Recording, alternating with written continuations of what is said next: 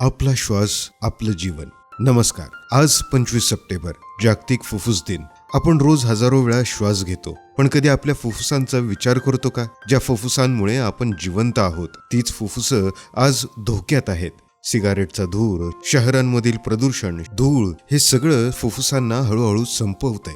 तुम्हाला माहित आहे का? आपल्या महाराष्ट्रात कित्येक गावांमध्ये, शहरांमध्ये तरुण आणि वृद्ध खोकल्याकडे, धाप लागण्याकडे दुर्लक्ष करतात. आणि हीच दुर्लक्ष करण्याची सवय पुढे टीबी म्हणजेच ट्युबरक्युलोसिस, दमा म्हणजेच ॲझ्मा किंवा इतर मोठ्या आजारांना आमंत्रण देते. आरोग्याची सुरुवात श्वासातून होते, हे लक्षात ठेवलं पाहिजे.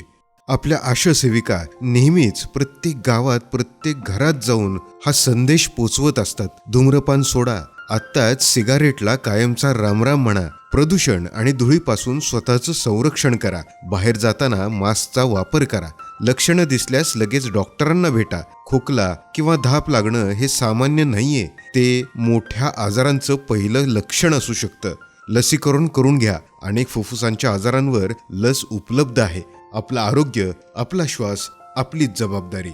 चला, आज आपण शपथ घेऊया, आपल्या फुफ्फुसांची काळजी घेऊ आणि आपल्यासोबत इतरांनाही जागरूक करू. हा संदेश गावागावात पोहोचवण्यासाठी हेल्थ गुरु आय केअर सोबत रहा. निरोगी रहा, सक्रिय रहा. धन्यवाद.